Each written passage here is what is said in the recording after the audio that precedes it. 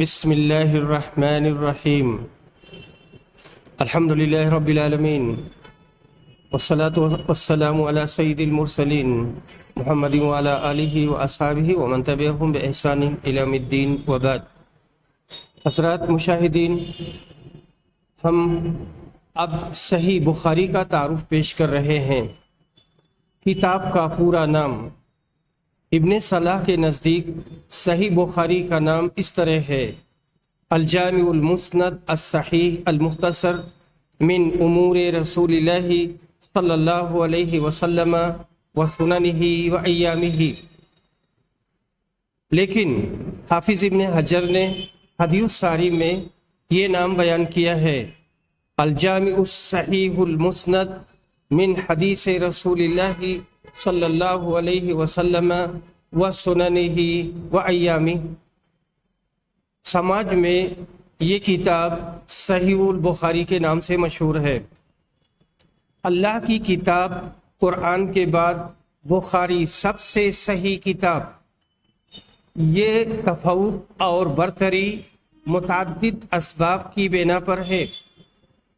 قرأت کے اعتبار سے یعنی پڑھنے کے اعتبار سے، درس و تدریس کے اعتبار سے، تشریح و توضیح کے اعتبار سے، تحسین و تصحیح کے اعتبار سے، حسن قبول اور تلقی کے اعتبار سے، دقت نظر اور طریقہ استدلال کے اعتبار سے۔ جس زمانہ میں امام بخاری نے الجامع الصحیح کو مرتب کیا ہے وہ مسلمانوں کے عروج کا زمانہ تھا۔ مشائخ، علماء اور محدثین کی کثرت تھی۔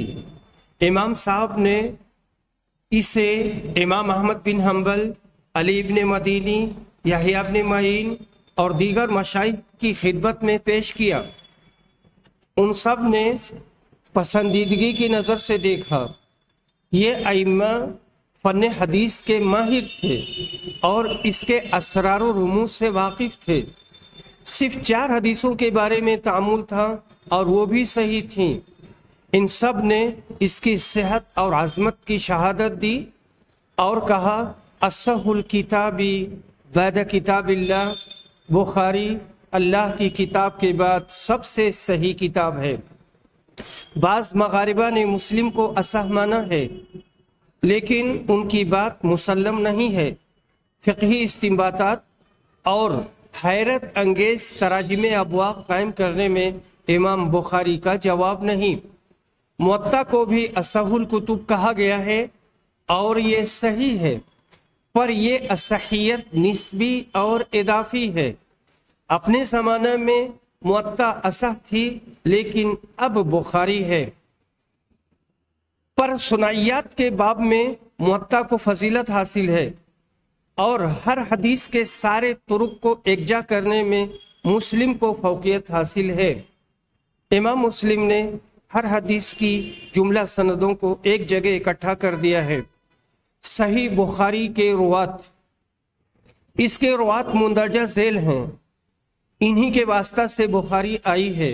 روات کا یہاں مطلب یہ ہے کہ بعض تلامذہ ہوتے تھے جو مشائخ کی بعض کتابوں یا ساری کتابوں کو روایت کرتے تھے اور نقل کرتے تھے۔ سند میں جو راوی آتے ہیں جن کے واسطے سے حدیث آتی ہے یہ وہ روات نہیں ہے۔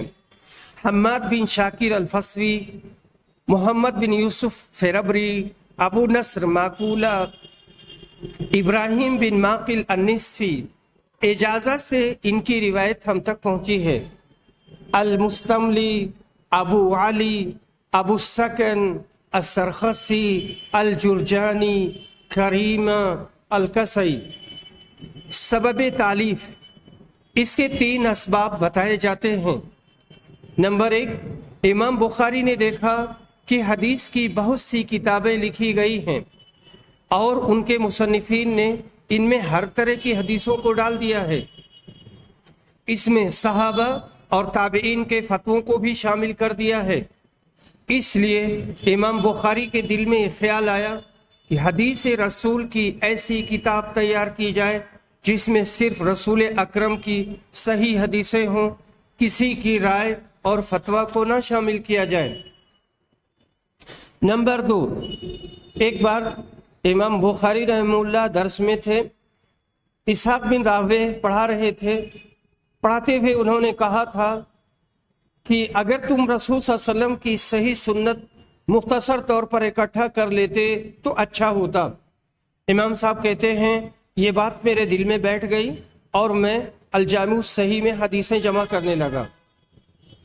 तीसरा सबब, इमाम बुखारी कहते हैं कि मैंने नबी सल्लल्लाहु अलैहि वसल्लम को ख्वाब में देखा, गोया मैं आपके सामने खड़ा हूँ और मेरे हाथ में पंखा है और उससे मैं झल रहा हूँ। मैंने ख्वाब की ताबीर बताते वालों से पूछा तो उसने कहा तुम नबी सल्लल्लाहु अलैहि वसल्लम की तरफ से कज़िब का दिफा करोगे, यानी हदीस रसूल की हिफाजत करोगे। ये सारी बातें सबब बनी बुखारी की तदवीन और तालीफ में। मुद्दत तालीफ और तरीक़ेकार, 16 साल की साये पहम और जोहद मुसलसल के बाद ये किताब तैयार हुई है।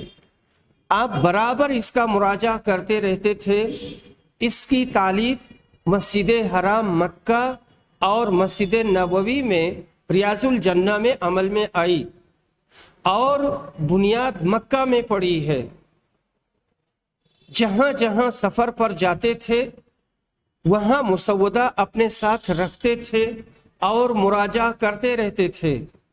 फेराबरी कहते हैं कि इमाम बुखारी ने कहा मैंने अपनी अल-जामिउ सही में हदीस लिखने से पहले गुस्ल किया है और 2 रकत नमाज पढ़ी है। उमर बिन मोहम्मद अल-बुजैरी नकल करते हैं कि इमाम बुखारी ने कहा मैंने अल-जामिउ सही में कोई हदीस दाखिल करने से पहले अल्लाह से इस्तिखारा किया है और 2 रकत नमाज पढ़ी है और इसकी सेहत का यकीन कर लिया है। अब्दुर्रहमान इब्न रसाइन इमाम बुखारी से नकल करते हैं कि इमाम साहब ने बताया कि मैंने अल-जामिउ सही को 16 साल की मुद्दत में लिखा है। इसे मैंने 6 लाख हदीसों से निकाला है। मैंने इसे अपने और अल्लाह के दरमियान हुज्जत बनाई है। एक बात जहन में रहे कि जब किसी हदीस की सनद में किसी भी तबका में रावी बदल जाता है तो वो दूसरी हदीस मानी जाती है। अगर तीसरी हदीस में किसी तबका में कोई रावी बदल गया तो ये तीसरी हदीस हो जाएगी। इसी एतबार से हदीसों की तादाद लाखों में पहुंच जाती है। इस पर ताज्जुब नहीं करना चाहिए। रात में बार बार उठकर दिमाग में आने वाले मसाइल को तहरीर करते थे। एक रात में 20-20 बार उठकर लिखने का तज़किरा मिलता है। अल-जामिउ सही का मौदू, इसका मौदू रसूल सल्लल्लाहु अलैहि वसल्लम से साबित हदीसें हैं। इसी पर इमाम साहब ने अपनी कुव्वत सर्फ की है। मुंदरज झैल 2 बातें इस पर दलालत करती हैं। किताब का नाम है अल-जामिउ सहीहुल मुस्नद मिन हदीस रसूलिल्लाहि सल्लल्लाहु अलैहि वसल्लम व सुननिही व अय्यामिही। किताब का नाम इस बात पर दलालत कर रहा है कि इसमें रसूल सल्लल्लाहु अलैहि वसल्लम की सही हदीसों को जमा किया गया है।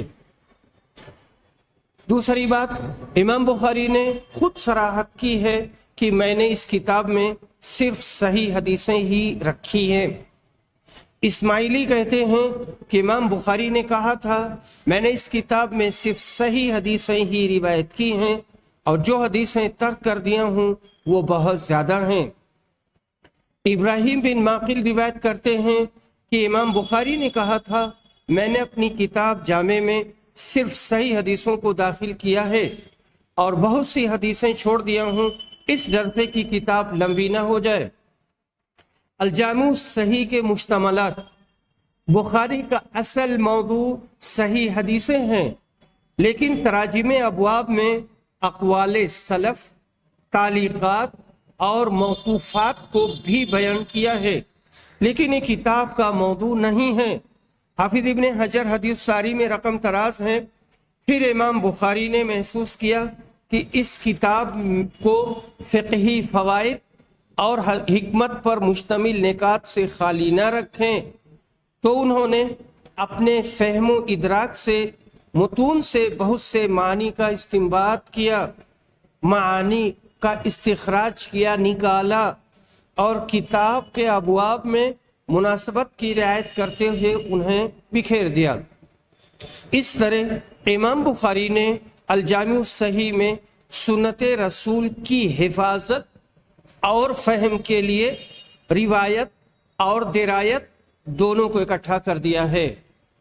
بخاری کی تعلیقات، پہلے ہم تعلیق کی تعریف کریں گے۔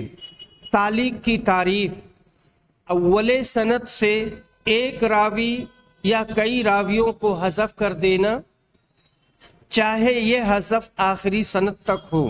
تفسیر و مصطلح الحدیث اور مصطلح حدیث کی ساری کتابوں میں یہی تعریف ملے گی۔ اول سند کا مطلب ہے نبی صلی اللہ علیہ وسلم کے بعد صحابی سے صحابی، تابعی اور ان کے بعد تو صحابی جہاں سے وہ روایت چلتی ہے اسی کو اول سند کہتے ہیں۔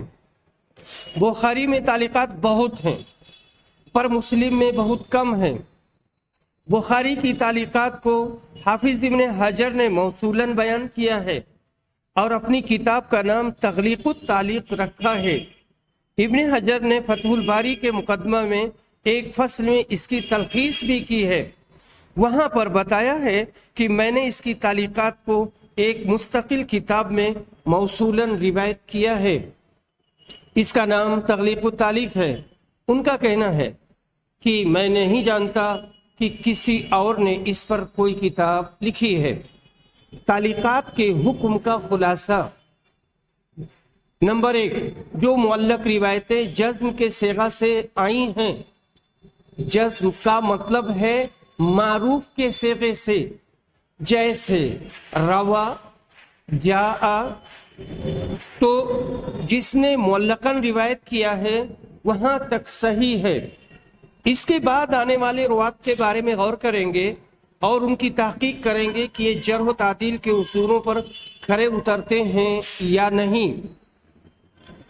نمبر 2، جو معلق روایت مجہول صیغہ سے آئی ہے، جیسے قیل، رویا، یروا، یذکر، اس سے نہ تو صحت کا فائدہ ہوتا ہے اور نہ ہی اس کی نفی ہوتی ہے۔ حافظ ابن حجر نے حدیث الساری میں اس کے بارے میں لکھا ہے کہ ان میں بعض صحیح ہیں اور بعض ضعیف ہیں، لیکن ان میں ضعف خفیف ہے۔ ایسی صورت میں یہ روایتیں اصل کتاب کے موضوع سے خارج سمجھی جائیں گی اور اس کو اصل کتاب کی طرف منسوب نہیں کریں گے، بلکہ یوں کہیں گے اخرجہ البخاری تعلیقا، اسے امام بخاری نے معلقاً روایت کیا ہے۔ تعلیقات کا مقصد، اس کے 3 مقاصد ہیں۔ نمبر 1، ترجمۃ الباب میں جو مسئلہ ذکر ہوا ہے تعلیقات کے ذریعہ اس کی تائید کرنا۔ نمبر 2، اختلافی مسائل میں ایک پہلو کو راجح کرنا۔ نمبر 3، مختلف تعلیقات، آثار اور اقوال و فتاوی ذکر کر کے فیصلہ قاری پر چھوڑ دینا۔ بخاری کی شرحیں، دنیا کی مختلف زبانوں میں اس کی شرحیں لکھی گئی ہیں اور اس کے سمجھنے کو بہت اعتبار سے آسان کیا گیا ہے۔ ان کی تعداد 200 سے زیادہ ہے۔ سیرت البخاری میں علامہ محمد عبدالسلام مبارک پوری نے 108 عربی اور 34 اردو اور فارسی شرحوں کا تذکرہ کیا ہے۔ انگریزی اور ہندی میں بھی ترجمہ اور شرح ہوئی ہے۔ میں نے بھی ہندی میں ترجمہ اور شرح کی ہے اور پہلی جلد چھپ گئی ہے۔ غزالہ حامد بٹ نے پنجاب یونیورسٹی سے شروح البخاری پر ایم.اے کا مقالہ لکھا ہے۔ انہوں نے 200 سے زیادہ شرحوں کا تذکرہ کیا ہے اور علامہ محمد اسحاق بھٹی نے اپنی کتاب میں اس کا تذکرہ کیا ہے۔ انہوں نے بتایا ہے کہ میں نے اس پر مقدمہ لکھا ہے اور ادارہ ثقافت اسلامیہ سے اسے شائع کیا ہے۔ ڈاکٹر عبدالعظیم بستوی رحمہ اللہ نے سیرت البخاری عربی ایڈیشن میں محمد احسام حسینی کے حوالے سے 375 کتابوں کا تذکرہ کیا ہے۔ آگے ہم 6 شرحوں کا تذکرہ کریں گے۔ فتح الباری، احمد بن علی بن حجر عسقلانی، تاریخ وفات 852، اس کی ابتدا 817 میں ہوئی تھی اور 842 میں فارغ ہوئے تھے اور شاندار ولیمہ کیا تھا۔ اس میں 500 اشرفیاں خرچ کی گئیں۔ علماء کے سامنے اس بے نظیر شرح کو پیش کیا۔ اس وقت کے سلاطین نے اسے اشرفیوں سے تول کر لیا۔ یہ سلفی منہج کی شرح ہے۔ عمدۃ القاری، بدر الدین ابو محمد محمود بن احمد عینی حنفی، تاریخ وفات 855، اس کی ابتدا 821 میں ہوئی اور 847 میں مکمل ہوئی۔ اہل علم کا اتفاق ہے کہ علامہ عینی نے اس میں فتح الباری سے بہت زیادہ استفادہ کیا ہے، یہاں تک کہ ورق کے ورق نقل کر دیے ہیں۔ فتح الباری کی مقبولیت کی وجہ سے ابن حجر پر غیر مناسب اعتراضات بھی کر بیٹھے۔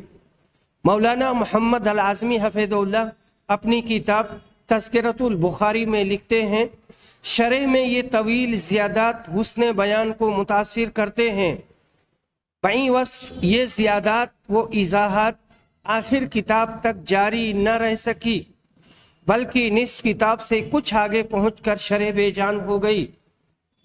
اس کی وجہ یہ بیان کی گئی ہے کہ معانی و بیان و بدی کی بحث و تفصیل علامہ عینی نے علامہ رکن الدین کی شرح سے نقل کی ہے، جو نامکمل کتاب ہے۔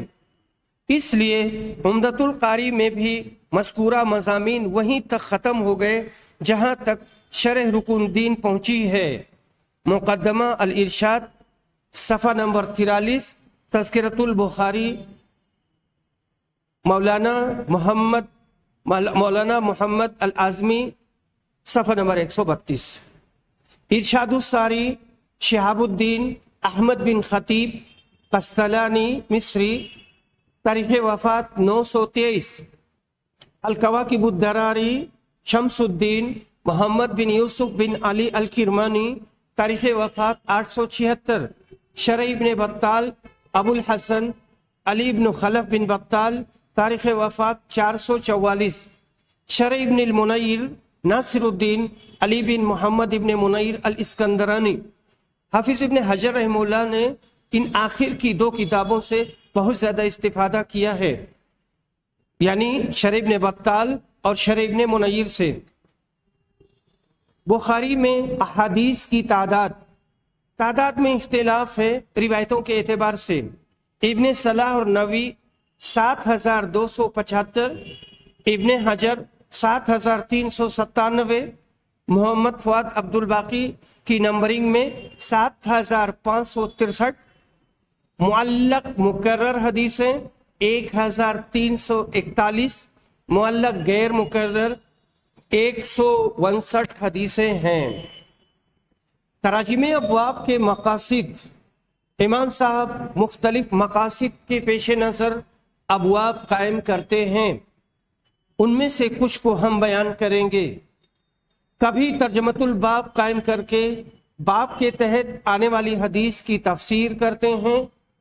کتاب العلم میں ایک باب ہے، باب الاختباط فی العلم والحکمہ، اس میں یہ بتانا چاہتے ہیں کہ آنے والی حدیث میں حسد کا لفظ غبطہ کے معنی میں ہے، یعنی رشک کرنا۔ کبھی امام بخاری صرف باب کہتے ہیں اور اس میں ترجمۃ الباب ذکر نہیں کرتے ہیں، ایسے مقام پر اس باب کو اوپر والے باب کی فصل کا درجہ حاصل ہوتا ہے اور اسی کے تابع ہوتا ہے۔ کبھی تردید کے لیے باب قائم کرتے ہیں۔ کتاب الاذان میں باب قول الرجل فاتتنا الصلاۃ قائم کیا ہے۔ اس کا مطلب یہ ہے کہ آدمی کا یہ کہنا کہ میری نماز فوت ہو گئی، میری نماز چھوٹ گئی، اس سے مقصود ابن سیرین کے قول کی تردید ہے۔ ان کا کہنا ہے کہ نماز چھوٹ جائے تو اس کے لیے فوت کا لفظ استعمال نہیں کرنا چاہیے۔ امام بخاری رحمہ اللہ نے بتایا کہ جب نبی صلی اللہ علیہ وسلم اس لفظ کو استعمال کر سکتے ہیں تو ہم کیوں نہیں کر سکتے؟ فاتتنا الصلاۃ اسے بڑے پیمانے پر استعمال کیا گیا ہے۔ المعجم المفارس سے الفاظ الحدیث میں اس کو دیکھا جا سکتا ہے کہ کہاں کہاں یہ لفظ آیا ہے۔ کبھی علماء کے دو قول میں سے راجح قول کو بتانے کے لیے باب قائم کرتے ہیں اور راجح قول ہی کو باب کا عنوان قرار دیتے ہیں۔ کتاب الصلاۃ میں باب من قال لا يقطع الصلاۃ شیء قائم کیا ہے۔ اس مسئلہ میں امام احمد بن حنبل اور ائمہ ثلاثہ کا اختلاف ہے۔ امام بخاری کے نزدیک ائمہ ثلاثہ کا مذہب راجح تھا، اس کو ترجمۃ الباب میں ذکر کر دیا۔ جو باب آیا ہے اس کا مطلب یہ ہے کہ کسی بھی چیز کے گزرنے سے کسی بھی چیز سے نماز منقطع نہیں ہوتی، تو امام بخاری کے نزدیک یہی بات صحیح تھی اور راجح تھی، جبکہ اس کے برخلاف ایک حدیث آئی ہے عورت، کتا اور گدھا کے گزرنے سے نماز فاسد ہو جاتی ہے، لیکن آخر میں یہی بات کہی گئی ہے کہ نماز فاسد نہیں ہوتی ہے۔ کبھی ترجمۃ الباب میں کوئی ایسا مسئلہ ذکر کرتے ہیں جس کے دلائل متعارض ہوتے ہیں، باہم ٹکراتے ہیں۔ ایسا موقع پر امام بخاری متعارض دلائل کے درمیان ترجمۃ الباب کے ذریعہ تطبیق کی طرف اشارہ کر دیتے ہیں۔ کتاب الجنائز میں باب قول نبی صلی اللہ علیہ وسلم یعذب المیت ببکاء اہلہ علیہ، یہ مسئلہ بیان کیا ہے۔ اس کا معنی یہ ہے کہ گھر والوں کے میت پر رونے کی وجہ سے میت کو عذاب ہوتا ہے۔ اب یہاں غور کیجئے کہ رونا میت کا فعل نہیں ہے، لیکن گھر والوں کے رونے کی وجہ سے مردے کو عذاب ہو رہا ہے۔ اس مسئلہ میں دلائل متعارض ہیں اور ٹکراتے ہیں، دونوں طرح کی دلیلیں ہیں۔ امام بخاری نے ترجمۃ الباب میں اذا کان النوح من سنتی کہہ کر تطبیق کی طرف اشارہ کر دیا ہے۔ اس کا مطلب یہ ہے اگر کوئی آدمی ہے اس کے یہاں نوحہ و ماتم کرنے کا چلن ہے اور اس نے اپنی زندگی میں روکا نہیں اور ان کی اصلاح نہیں کی اور مر گیا اور وہ لوگ اس پر رو رہے ہیں، تو یہ اپنا گناہ تو لے کر گیا ہی، ان کے رونے کا بھی گناہ اس کے جائے گا اور اسے عذاب ہوگا۔ پر اگر اس کے یہاں اس کا چلن نہیں تھا یا چلن تھا، اس نے روک دیا تھا اور وصیت کی تھی کہ میرے اوپر کوئی روئے گا نہیں اور ماتم نہیں کرے گا، تو اسے عذاب نہیں ہوگا۔ کبھی مبہم اور غیر واضح لفظ سے ترجمۃ الباب قائم کرتے ہیں۔ اس کا مقصد یہ ہوتا ہے کہ اس مسئلہ میں دلائل مختلف ہیں اور علماء کے اقوال بھی مختلف ہیں، ہم دونوں کے دلائل نقل کر دیتے ہیں، اب آپ کے اختیار میں ہے فیصلہ کریں یا توقف کا راستہ اپنائیں۔ کتاب الجنائز میں باب ما قیل فی اولاد المشرکین کے نام سے باب منعقد کیا ہے۔ اس کے تحت مختلف حدیثوں کو ذکر کر دیا اور فیصلہ قاری کے اوپر چھوڑ دیا کہ مشرکین کی اولاد یہ جنت میں جائے گی یا نہیں جائے گی۔ یہاں اولاد سے مقصود نابالغ اولاد ہے، اور دوسرے دلائل ایسے ہیں جہاں پر یہ بات واضح ہوتی ہے کہ مشرکین کی نابالغ اولاد یہ جنت میں جائے گی۔ کبھی ترجمۃ الباب کے تحت ایسی حدیث لاتے ہیں جو ترجمۃ الباب سے مطابقت نہیں رکھتی، اس سے ان کا مقصد یہ ہوتا ہے کہ متعلم کا ذہن اس حدیث کے دوسرے طریق کی طرف منتقل کیا جائے جس میں اس ترجمۃ الباب سے متعلق الفاظ موجود ہیں، اور امام بخاری ایسا اکثر کرتے ہیں، یہاں طریق سے مقصود دوسری سند ہے۔ کبھی امام بخاری ترجمۃ الباب میں کسی ایسی حدیث کا ٹکڑا ذکر کرتے ہیں جو امام بخاری کی شرط کے مطابق نہیں ہوتا، لیکن وہ مسئلہ فی نفسی ہی صحیح اور برحق ہوتا ہے۔ امام بخاری کی جو شرطیں ہیں اس شرط پر یہ ٹکڑا نہیں ثابت ہو پا رہا ہے، لیکن فی نفسی ہی جہاں ہے وہاں صحیح ہے، اس لیے اس کے بعد باب کے تحت وہ حدیثیں لاتے ہیں جو امام صاحب کی شرط پر ہوتی ہیں اور ان سے ترجمۃ الباب میں مذکور حدیث کے مسئلہ کی تائید ہوتی ہے۔ کتاب النکاح میں बाब मन क़ाला ला निकाह इल्ला बेवलीइन मुनक़िद किया है। यह हदीस इमाम साहब की शर्त पर नहीं है, लेकिन यह हदीस साबित है और मसला सही है, इसलिए बाद में इसकी सेहत की शहादत और तायीद में आयात और अहादीस को पेश किया है। इमाम अबू दाऊद, तिरमिजी, इब्न माजा, दारमी और अहमद बिन हम्बल ने इसे रिवायत किया है। तकरार हदीस के असबाब। इमाम बुखारी रहमहुल्लाह का ये उसूल है कि जब हदीस मुकर्रर लाते हैं तो बेइनही नहीं लाते। सनद, मतन, तफसील और इजमाल में कुछ न कुछ फ़र्क ज़रूर होता है। सिर्फ 20 मकामात ऐसे हैं जहां बेइनही तकरार है। फतहुल बारी जिल्द नंबर 1 सफ़ा नंबर 23। एक ही हदीस को सनद और मतन के फ़र्क के साथ बार बार जिक्र करने के मुतअद्दिद असबाब हैं। हदीस को पहले एक सहाबी या एक ताबी से नकल करते हैं, फिर दूसरे और तीसरे सहाबी से उसी हदीस को नकल करते हैं। इसका फायदा ये होता है कि हदीस गरीब नहीं रह जाती है और शोहरत और तवातुर मानवी के दर्जा तक पहुंच जाती है। गरीब का मतलब होता है किसी सनद में, किसी हदीस की सनद में, किसी तबके में एक रावी का होना। और मशहूर वो हदीस है जिसकी सनद में हर तबका में 3 या इससे ज्यादा रावी हों लेकिन हद तवातुर तक ना पहुंचे। बाज़ हदीसों के इरसाल और इत्तिसाल में इख्तिलाफ होता है, लेकिन इत्तिसाल इमाम बुखारी के नज़दीक राजे होता है, इसलिए दोनों सिलसिला सनद को जिक्र करके इमाम बुखारी इशारा कर देते हैं कि यहाँ इरसाल नुकसानदेह नहीं है।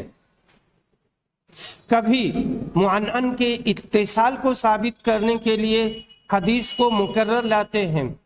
मुअन्नन का मतलब है फुलानुन अन फुलानिन अन फुलानिन, अन करके हदीस आती है और फिर दूसरी तीसरी सनद लाते हैं और वहां पर उसके इत्तिसाल को साबित कर देते हैं। एक ही हदीस को इमाम बुखारी मुतअद्दिद अबवाब में जिक्र करते हैं। इससे उनका मकसद मसाइल फ़िक़हिया का इस्तिंबात होता है, लेकिन हदीस को मुकर्रर लाने में इस बात का इल्तिज़ाम करते हैं कि मिन कुल्लिल वजूह मुकर्रर ना हो। बुखारी की शर्तों का बयान। बुखारी की शुरूत मुस्तंबत हैं, मंसूस नहीं है। मनहज और तरीक़े कार को मद्देनज़र रखते हुए ये शर्तें उलमा ने बयान की है। मंसूस का मतलब ये है कि इमाम बुखारी रहमहुल्लाह ने बुखारी में या अपनी किसी भी किताब में ये बात बयान नहीं की है कि मैं बुखारी में ये शर्त लगाता हूँ या इस तरीके से हम हदीसों को रिवायत करेंगे। उनका जो तरीका है, उनका जो मनहज है, उसी से इस्तिंबात किया गया है और उसी से इसको निकाला गया है।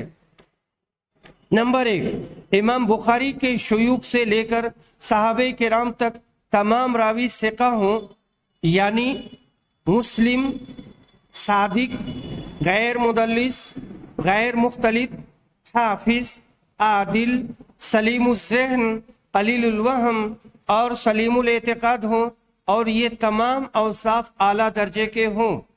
ये सिर्फ एक शर्त की तफसील है, यानी सिका। दूसरी बात, सिलसिले सनद मुत्तसिल हो, कहीं इनक़िता ना हो।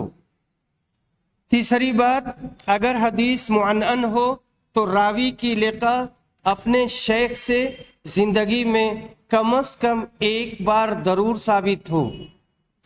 नंबर 4, हदीस की सेहत और मकबूलियत पर इमाम बुखारी से कबल तमाम मुहद्दिसीन का इत्तेफाक हो या कम से कम आपके तमाम मुआसिरीन का इत्तेफाक हो।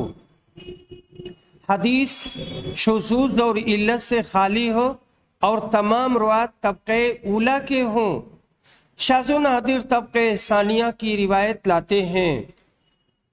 इसाफुल कारी, नूरुल ऐन सलफ़ी, सफ़ा नंबर 32। الجامع الصحیح میں امام بخاری کے بعض مناہج، جس طرح امام صاحب نے اپنے شروط کو بیان نہیں کیا ہے وہ مستنبط ہیں، ٹھیک اسی طرح آپ کے مناہج منصوص نہیں ہیں، ان کو کہیں لکھا نہیں ہے، بخاری کے مطالعہ سے ضابطے اخذ کیے گئے ہیں، کچھ ضابطے ذکر کیے جا رہے ہیں، ان کے جاننے سے بخاری کو سمجھنے میں کافی مدد ملے گی۔ ہر حدیث میں اعلیٰ درجہ کی صحت کا التزام کریں گے، ترجمۃ الباب کو فقہی انداز پر قائم کریں گے، ترجمۃ الباب کے مسئلہ کو آیات، احادیث، تعلیقات، صحابہ و تابعین وغیرہ کے اقوال اور فتاوے، پھر مسند احادیث سے ثابت کریں گے۔ بعض مقامات پر صرف تعلیقات اور صحابہ و تابعین کے اقوال و فتاوی پر اکتفا کریں گے، کوئی مسند حدیث پیش نہیں کریں گے۔ ممکن ہے اس کی وجہ یہ ہو کہ ان کی شرط کے مطابق بر وقت مسند حدیث نہ مل سکی ہو اور امام صاحب نے آئندہ پر چھوڑ رکھا ہو، لیکن بعد میں بھی یہ حدیث نہیں مل سکی اور عمر تمام ہو گئی اور آپ کا انتقال ہو گیا۔ امام بخاری اخفا کو اجلا پر ترجیح دیتے ہیں، اس کا مطلب یہ ہے جو مسئلہ زیادہ خفی ہے اسی سے باب منعقد کرتے ہیں۔ اجلا کا معنی ہے زیادہ ظاہر اور اخفا کا معنی ہے زیادہ مخفی اور پوشیدہ۔ بعض جگہوں پر باب اور حدیث میں مناسبت واضح نہیں ہوتی۔ امام بخاری کے پہلے باب اور پہلی حدیث میں یہی طریقہ اختیار کیا گیا ہے۔ جب حدیث ایک ہو اور شیوخ ایک سے زیادہ ہوں تو متن حدیث آخری شیخ کا ہوگا۔ فتح الباری جلد نمبر 1 صفحہ نمبر 520۔ شیخ سے سننے میں تنہا ہوں گے تو حدثنی کہیں گے اور دوسرے ساتھی بھی ہوں تو حدثنا کہیں گے۔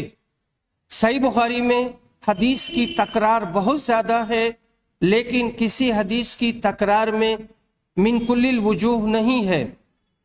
سند، متن، تفصیل اور اجمال میں کچھ فرق ضرور ہوگا، یعنی جو تکرار ہے یہ تکرار ہر اعتبار سے نہیں ہے، کہیں نہ کہیں فرق ضرور ہوتا ہے۔ امام بخاری حدیث معنن میں لقا کی شرط لگاتے ہیں، اس لیے حدیث معنن کے بعد عموماً دوسری سند پیش کر کے لقا کو ثابت کر دیتے ہیں۔ حدیث نمبر 14، 44 وغیرہ میں یہ بات ہے۔ امام بخاری روایت حدیث میں کہیں کہیں قال لنا کہتے ہیں، حدثنا نہیں کہتے۔ اس کے 3 اسباب ہیں۔ نمبر 1، جب امام بخاری حدیث اپنے شیخ سے بطور مذاکرہ یا برسبیل تذکرہ لیتے ہیں تو قال لنا کہتے ہیں۔ جب حدیث بطور اجازہ، مناولہ یا بطور عرض لیتے ہیں تو قال لنا کہتے ہیں۔ حافظ ابن حجر کہتے ہیں کہ امام بخاری یہ صیغہ اس وقت استعمال کرتے ہیں جب متن حدیث موقوف ہو یا سند میں کوئی ایسا راوی ہو جو امام صاحب کی شرط پر کامل نہ اتر رہا ہو، اس میں کچھ نقص ہو۔ امام صاحب کے نزدیک مفہوم حجت ہے۔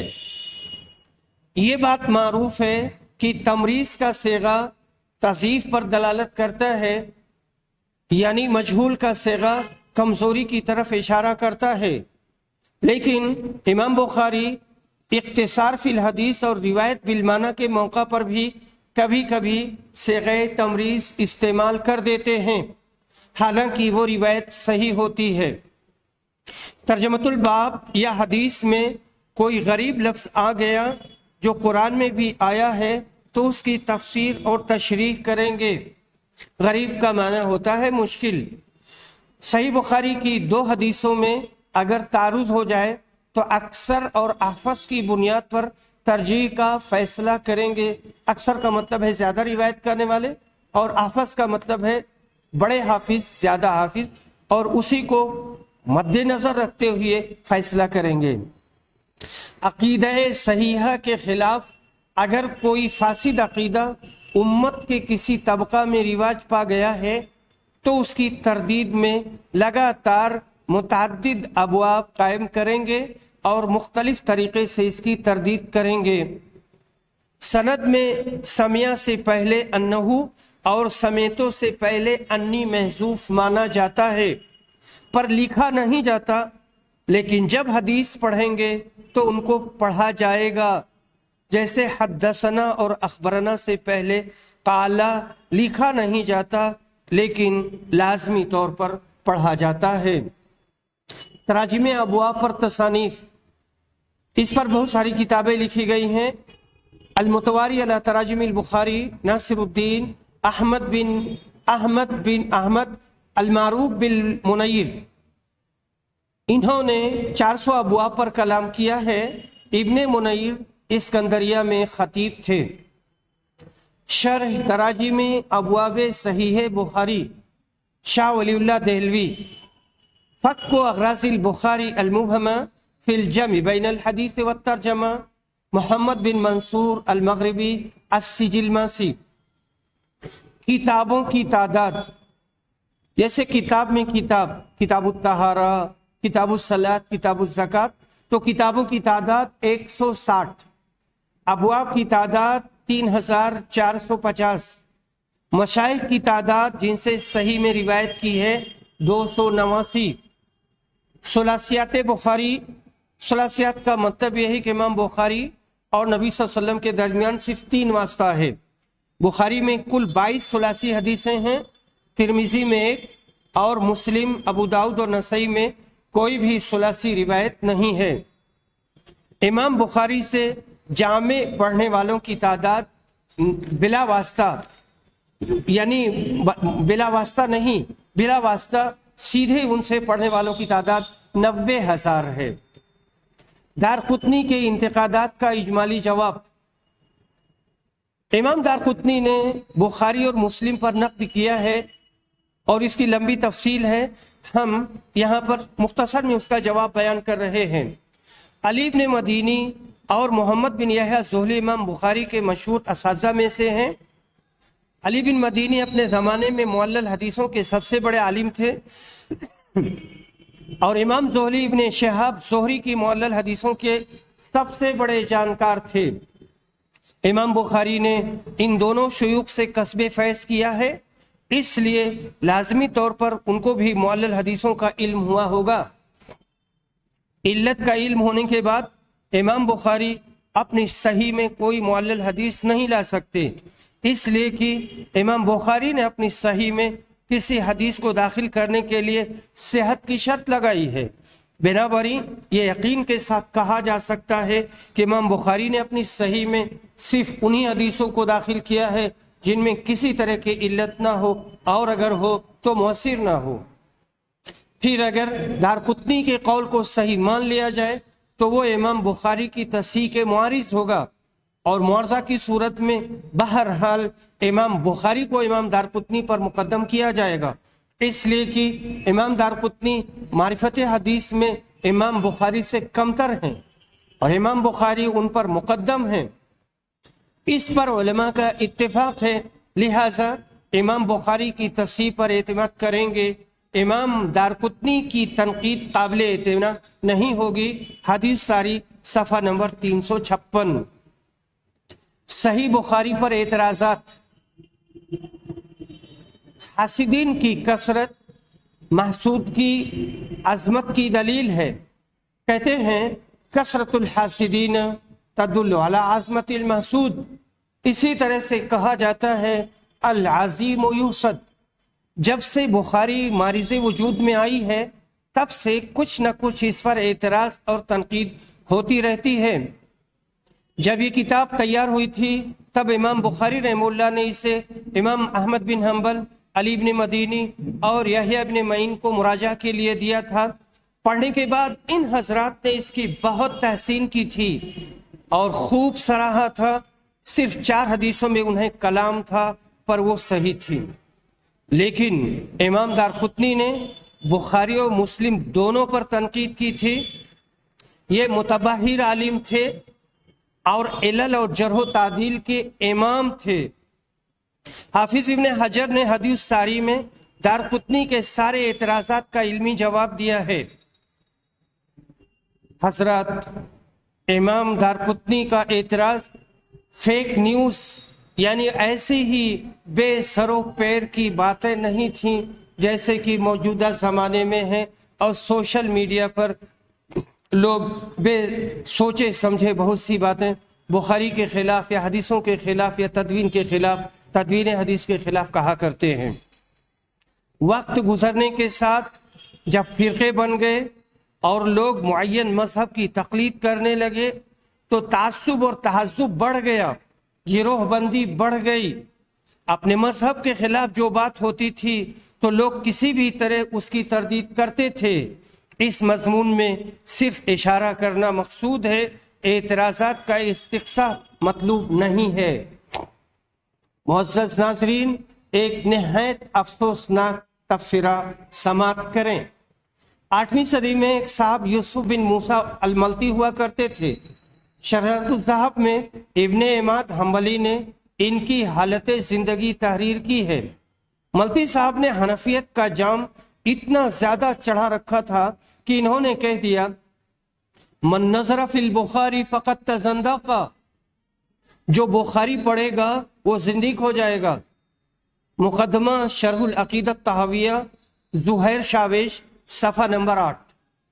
हनफी चाहे बरेलवी हो या देवबंदी, सब बुखारी पर एतराज़ करते रहते हैं, क्योंकि इमाम बुखारी ने अपनी अल जामिउस सही में रसूल अकरम की हदीसों को इकट्ठा किया। इससे तकलीद का ताजमहल जमी बोस हो गया और क़ियासात जो हदीस के खिलाफ थे उनकी बुनियाद खोद दी और इमारत मुतज़लज़ल हो गई। सच ये है कि इमाम अबू हनीफा और सारे अइम्मा और रसूल अकरम से लेकर आज तक सारे मुसलमान अहले हदीस हैं, सब कुरान और हदीस की पैरवी करते हैं और इसी का हुक्म दिया गया है। और इमाम अबू हनीफा कभी ये पसंद ना करते कि उनके फतवा के मुकाबिल में हदीस को रद्द कर दिया जाए। 1906 में अहले हदीसों की तंजीम बनी थी। ये इसी सन की पैदावार नहीं है जिनसे इस्लाम, जब से इस्लाम आया है, जब से कुरान का नुज़ूल हुआ है, तब से अहले हदीस हैं। रसूल अकरम सल्लल्लाहु अलैहि वसल्लम अहले हदीस थे, सारे सहाबा अहले हदीस थे, ताबईन अहले हदीस थे। उस वक्त से आज तक सारे मुसलमान अहले हदीस हैं। और अगर कोई इसकी मुखालफत करता है या कोई सख्त बात कहता है तो फिर वो अपने ईमान की खैर मनाए। हमारे सामने मौलाना अब्दुल सलाम मुबारक पूरी की मशहूर ज़माना किताब सीरतुल बुखारी है। इसमें उन्होंने सफ़ा नंबर 215 पर उन्वान कायम किया है, सही बुखारी पर आमियाना इतराज़ात। कहते हैं, पहला एतराज़, इल्म सर्फ के साथ इनको चंदा मुजावलत न थी। यानी इसका मतलब यह है कि इमाम बुखारी इल्म सर्फ में कमज़ोर थे। ये बात इस्तयअसु के बाब को लेकर कही है, ये किताब तफसीर में है। फलम इस्तयअसु, इस्तयअसु के बारे में उन्होंने लिखा है इफ्तालू। हालांकि बुखारी के अक्सर नुस्खों में इस्तयअसु इस्तफालू के वजन पर है और यही उन्होंने कहा है, और बाज नुस्खों में इस्तयअसु इफ्तालू ये लिखा हुआ है और दोनों सही है। इस्तयअसु का बाब इस्तफालू है और जो इफ्तालू लिखा है वो उसका बाब नहीं है, इफ्तालू के माना में है। यहाँ पर सीन ते तलबे शय के लिए नहीं है। एतराज़ ये किया गया है कि बुखारी के शुरू में आम तसनीफात की तरह रवाजी खुतबा नहीं है। मुबारकपुरी साहब ने सारे एतराज़ात का जवाब दिया है। मौलाना शिबली नोमानियत में गले गले डूबे थे और सीरतुन नोमान की तालीफ की और किल्लत तदब्बुर, अदम तहकीक اور اندھی محبت میں بخاری پر اعتراض کر دیا۔ آمین بالجہر، نبی سے وضو اور قراءہ خلف الامام پر سیرت النعمان میں بحث چھیڑی ہے۔ ہمارے شیخ مکرم مولانا مبارک پوری نے سیرت البخاری کے صفحہ نمبر 220 تا 226 پر تحقیقی جواب دیا ہے۔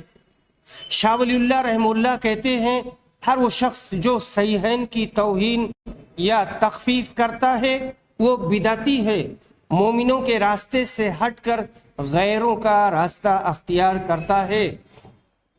حجت اللہ البالغہ جلد نمبر 1 صفحہ نمبر 280۔ عقل کی خراب پر حدیثوں کو پرکھنے والوں نے بھی بہت سی حدیثوں پر اعتراض کیا ہے۔ اس میں مولانا ابو العلا مودودی اور ان کی جماعت اسلامی سر فہرست ہے۔ حدیثوں کو محدثین نے سندن اور متنن پرکھا ہے اور اس کے اصول بنائے ہیں۔ خراد والی بات وہ کہتا ہے جس کو اصول حدیث کے بارے میں اور جرح و تعدیل کے بارے میں اچھی معلومات نہیں ہے۔ حدیث کی تدوین اور فی نفس ہی حدیث کی بابت تشکیک پیدا کرنا یا عامیانہ اور جاہلانہ اعتراض کرنا اسلام کی اساس کو کمزور کرنے کے مرادف ہے۔ اگر مستشرق یا اسلام کا دشمن اس طرح کی بات کرے تو چل سکتا ہے کہ وہ ہمارا دشمن ہے، لیکن مسلمان کا اعتراض کرنا بہت افسوسناک ہے۔ اور ایسے لوگ اعتراض کرتے ہیں جو رکشہ چلاتے ہیں، جو سبزی بیچتے ہیں، جو ڈاکٹر ہیں، جو انجینئر ہیں اور حدیث کے یا اسلامیات کے ایکسپرٹ نہیں ہیں۔ دل کے پھپھولے جل اٹھے سینہ کے داغ سے، اس گھر کو آگ لگ گئی گھر کے چراغ سے۔ بخاری کے بعض روات کی بابت رومیہ بالتشیع کا مفہوم۔ بخاری میں جتنے روات ہیں وہ قابل حجت ہیں۔ جن روات کے بارے میں یہ کہا گیا ہے رومیہ بالتشیع، اس پر تشیع کا الزام ہے، تو اس کا مطلب یہ ہے کہ یہ ابو بکر اور عمر کے مقابلہ میں علی کو خلافت کی بابت ترجیح دیتا ہے۔ یہ لوگ موجودہ زمانہ کے شیعہ کی طرح شیعہ نہ تھے۔ خلافت کی بابت ترجیح علی کا رجحان تھا۔ تاریخ میں شیعان علی، شیعان عثمان، شیعان فلاں کی تعبیر استعمال کی گئی ہے، جس کا معنی ہے علی کے مددگار، عثمان کے مددگار اور فلاں کے معاون۔ یہ غلط فہمی پیدا کی جاتی ہے کہ بخاری میں شیعہ روات ہیں، اسی لیے اس نقطہ کو یہاں بیان کیا جا رہا ہے۔ میزان الاعتدال میں علامہ ذہبی نے ابان بن تغلب کی حالت زندگی میں اس نقطہ کو بیان کر دیا ہے۔ میزان الاعتدال میں امام ذہبی رحمہ اللہ نے ہر اس راوی کو بیان کیا ہے جس پر کسی بھی اعتبار سے جرح کیا گیا ہے، چاہے وہ صحیح ہو یا غلط ہو۔ یہ ابان بن تغلب کتاب کے دوسرے راوی ہیں جن کی حالت زندگی امام صاحب نے بیان کی ہے۔ ان کے بارے میں کہا ہے کہ یہ سخت شیعہ ہے لیکن صدوق ہے، اس لیے ان کی صداقت ہمارے لیے ہے اور اپنی بدعت کا گناہ وہ جھیلے گا۔ یہاں سوال یہ پیدا ہوتا ہے کہ ایک بدعتی کی کیسے توثیق کی گئی؟ تو اس کا مختصر جواب یہ ہے کہ بدعت کی دو قسمیں ہیں۔ یہ پوری عبارت امام ذہبی کی ہے۔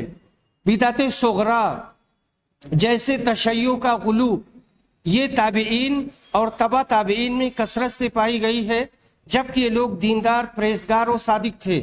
اگر ان لوگوں کی حدیث رد کر دی جاتی تو رسول اکرم کی بہت ساری حدیثیں چلی جاتی، اس سے بڑا نقصان اور خسارہ ہوتا۔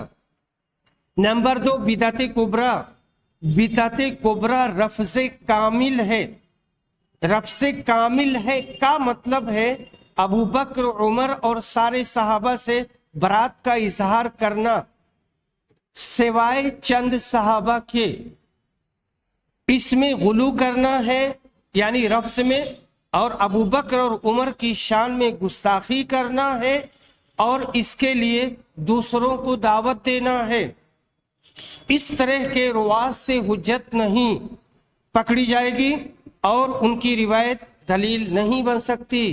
سلف صالحین کے زمانہ میں غالی شیعہ وہ ہوتا تھا جو عثمان، زبیر، طلحہ، معاویہ اور ان صحابہ کے بارے میں تنقید کرتا تھا جنہوں نے علی سے جنگ کی تھی اور ان کو برا بھلا کہتا تھا۔ اور ہمارے زمانہ میں غالی شیعہ وہ ہے جو معزز صحابہ کی تکفیر کرتا ہے اور شیخین ابو بکر و عمر سے برات کا اظہار کرتا ہے۔ ایسا شخص گمراہ ہے۔ ابان بن تغلب نے شیخین کے بارے میں کوئی تنقید نہیں کی ہے، بس علی کو ابو بکر اور عمر سے افضل سمجھتے تھے۔ میزان الاعتدال محمد بن احمد بن عثمان بن قائماز الترکمانی الذہبی، جلد نمبر 1 صفحہ نمبر 6-7۔ اور حضرات یہ جو موجودہ زمانے کے شیعہ ہیں اس میں بہت سارے فرقے ہیں اور ان کا خاص عقیدہ اور خاص نظریہ ہے۔ اس زمانے میں ایسا کچھ نہیں تھا۔ کہا جاتا ہے نبو الکلاب لا یؤثر السحاب، کتے بھونکتے رہیں گے اور قافلہ گزر جائے گا۔